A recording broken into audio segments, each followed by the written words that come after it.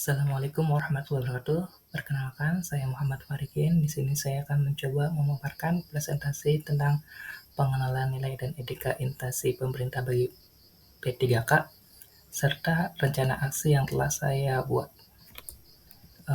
Yang pertama untuk latar belakangnya dulu. Latar belakangnya ada Undang-Undang ASN nomor 20 tahun 2003 dan Perpol ASN yang berakhlak. Ini untuk orientasinya, sedangkan untuk rencana aksi itu karena adanya pertumbuhan penggunaan teknologi dalam pendidikan.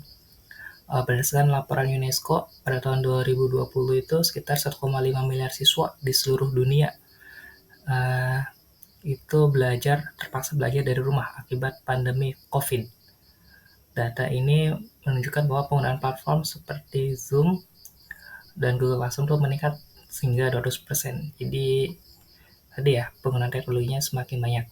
Yang kedua itu ada selanjutnya ada keberagaman alat dan sumber daya teknologi. Oke. Berdasarkan survei yang dilakukan oleh EdTech Magazine pada tahun 2021, sekitar 85% sekolah di Amerika Serikat menggunakan teknologi untuk mendukung pembelajaran jarak jauh, seperti menggunakan LMS, Google Classroom, Microsoft 365, dan yang lain-lainnya ya. Kemudian ada juga dampak positif terhadap teknologi terhadap pembelajaran. Ini didasarkan pada survei National Education Association atau NEA yang menunjukkan bahwa penggunaan teknologi dalam pendidikan dapat meningkatkan hasil belajar sekitar 70%. Hasil belajar siswa, dapat menaikkan hasil belajar siswa. Sekitar 70% guru melaporkan bahwa teknologi membantu mereka dalam menyampaikan materi dan pembelajaran itu lebih efektif. Selain itu, penggunaan teknologi juga dapat menambah motivasi siswa dan kemampuan berpikir siswa. Selanjutnya ada wacana pengajaran coding dan AI di Indonesia. Seperti yang baru-baru ini, Wakil Presiden Indonesia Bapak Gibran Rakabuming Raka itu mengusulkan agar ada pelajaran coding dan kecerdasan buatan atau AI dimasukkan ke dalam kurikulum SD dan SMP. Pernyataannya disampaikan pada 11 November 2024. Bapak Gibran menekankan pentingnya generasi muda itu untuk menguasai keahlian digital agar dapat bersaing di tingkat global. Ya, ini sejalan dengan visi misi Indonesia Emas yang digaungkan pada tahun 2045 ya, yang menyatakan bahwa generasi muda Indonesia untuk mendukung generasi emas. Ya, visi Indonesia Emas pada tahun 2045. Oke, lanjut lagi. Ini ada maksud dan tujuannya, yaitu menekan nilai-nilai dasar ASN berakhlak dan bela negara. Ya, ini untuk tujuan dari orientasi, sedangkan untuk tujuan dari rencana aksi itu ada mengembangkan keterampilan digital spesifik, meningkatkan kualitas pembelajaran di sekolah, dan evaluasi. Evaluasi ini berkaitan dengan pengembangan keterampilan dan kualitas pembelajaran supaya kedepannya itu lebih baik lagi.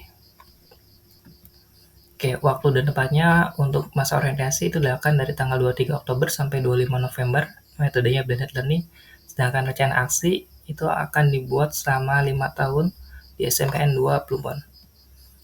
Nah, ini dari yang orientasi P3 dulu, ada visi Kabupaten Cirebon, yaitu terwujudnya Kabupaten Cirebon berbudaya, sejahtera, agamis, maju, dan aman. Kemudian juga ada misinya, yaitu Kabupaten Cirebon berbudaya, Kabupaten Cirebon sejahtera, Kabupaten Cirebon agamis, Kabupaten Cirebon maju, dan Kabupaten Cirebon aman. Ini ada SLTK Pemkab Cirebon. Ini juga ada SLTK unit kerja. Ini ada manajemen kepegawaian dan penilaian P3K, yaitu berdasarkan Undang-Undang Nomor 20 Tahun 2003, PP Nomor 49 Tahun 2018, dan PP Nomor 94 Tahun 2021.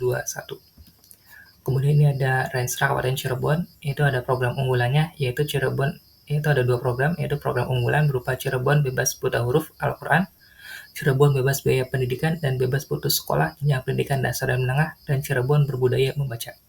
Sedangkan untuk program Sarprasnya itu ada meningkatkan kualitas pembelajaran, bantuan pendanaan peserta didik, penyediaan dan peningkatan mutu pendidik dan tenaga kependidikan, dan membangun sarana.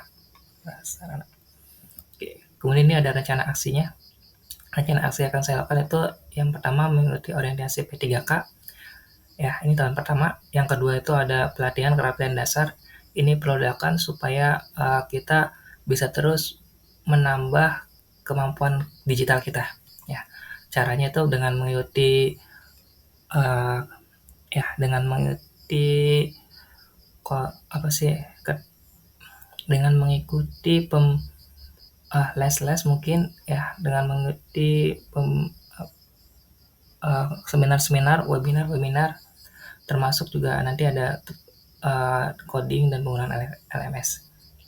Kemudian dari implementasi teknologi pendidikan, tadi setelah mengikuti seminar nanti kita coba masukkan ilmu dari seminar itu ke pembelajaran sehingga pembelajaran itu meningkat ya, pembelajarannya itu lebih meningkat. Oke, kemudian untuk yang selanjutnya ada evaluasi. Ini diperlukan agar kita tetap berada pada track yang benar dan juga nanti rencana aksinya itu bisa lebih baik lagi. Dan yang terakhir, kemudian ya pengembangan program pembelajaran berbasis teknologi. Nah, ini yang nanti yang itu untuk menciptakan program pembelajaran yang inovatif dan interaktif yang nantinya itu bisa digunakan di dalam pembelajaran. Ya, nanti contoh-contohnya ada di sini. Yang kemudian ada kolaborasi. Kolaborasi diperlukan ya, karena kita itu harus berkolaborasi. Kemudian ada penyusunan laporan akhir. Ya, ini penyusunan laporan akhir. Terus kemudian ada penyusunan perangkat pembelajaran. Ini tugas wajib setiap tahunnya bagi seorang guru yang mengikuti kegiatan MGMP. Ini juga sama. Melaksanakan tugas tambahan dan platform Merdeka dan mengerjakan platform Merdeka Mengajar. Ini juga sama ya. Ini wajib untuk guru.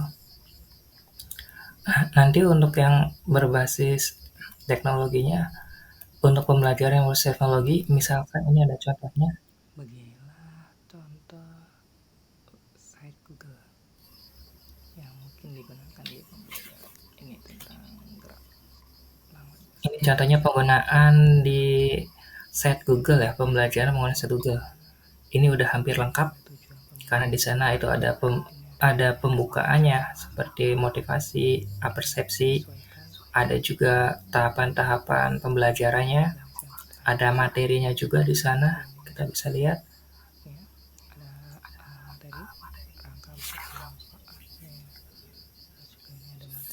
Kemudian juga ada video YouTube-nya untuk memudahkan siswa lagi memudahkan siswa memahami materinya. Cuma ini YouTube-nya mungkin udah tertutup, maka seperti ini. Ini juga ada YouTube memudahkan tulang, dan ini juga ada ini upaya menjaga. Kemudian ada gamesnya. Nah, ini ada gamesnya ya. Gamesnya ini mencari kata, tebak kata. Gamesnya mencari kata di situ, supaya siswa juga sebagai ice breaking-nya.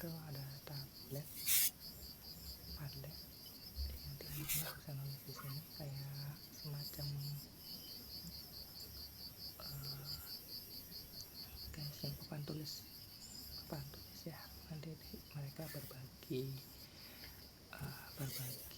hasil diskusi. Nah, ini juga yang mana sudah menghasilkan hasil karya. Ini hasil karya anak nanti ditaruh di tablet, di Padlet juga. Ini ada penutup. Oke, itu tadi salah satu contoh media pembelajarannya ya, yang bisa digunakan kelas. Ini juga salah satu contoh media pembelajaran lagi.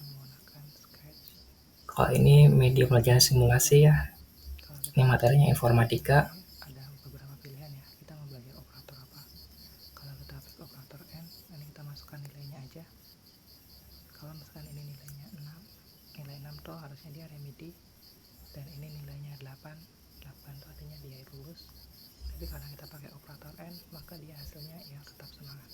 Tetap semangat artinya dia remedi juga. Ini materi operator ya, contoh-contohnya. Kalau ini operator not, dia nilai 6 itu remedi. Tapi karena dia pakai operator not, maka dia itu lulus. Nah, ini tadi Nah, yang ini tuh operator OR. Kalau dia 8, OR itu bernilai benar kalau ada yang benarnya ya. Dia itu 6. Jadi ada yang 1 lulus dan 1 nggak lulus. Maka dia itu yang sekali dipakai Premiere. Nah, ini contoh juga aplikasi yang menggunakan simulasi atau juga ini. Oke, kemudian juga ini ada salah satu lagi media pembelajaran yang bisa dengan kelas, Wordwell. Nanti ini permainan, disini beberapa kotak, anak suruh ini. Nanti anak buat pertanyaan dari yang jawabannya itu ini. Kalau benar, yang dapat nilai seperti itu. Ini supaya anak mengasah keterampilan dalam bertanya. Ini dibalik ya, anak yang memberi pertanyaan dan guru yang memberikan jawaban. Oke, ini adalah salah satu contoh aplikasi. Ini salah satu contoh hasil pembelajaran siswa. Nama aplikasinya itu dibuat di Blockly. Nanti cara mainnya seperti ini ya, kita klik yang merah. Ini aplikasinya dibuat oleh Imron. Kemudian ini masukkan nilai A. Oh ya, aplikasinya itu sistem penyelesaian persamaan kuadrat. Sekarang kita masukkan persamaan kuadratnya di sini 1. Yang di sini misalkan masukkan kita itu 3 dan yang di sini kita masukkan 2. Nanti dia hasilnya seperti ini. Penyelesaian dari persamaan. Ini penyelesaian dari persamaan kuadrat ya. Jadi kalau ada salah-salah persamaan kuadrat bisa diselesaikan di aplikasi yang ini. Kemudian dari sini juga, ini juga ada aplikasi lagi yang dibuat oleh siswa. Nah, ini contoh aplikasi lain yang dibuat oleh siswa. Aplikasinya mungkin bisa dilihat ya, ini tentang kalkulator. Maka hasilnya 16. Kita ganti lagi 9 kali 5. Hasilnya 45. Ya, seperti itu. Oke, ini adalah. Dan ini mungkin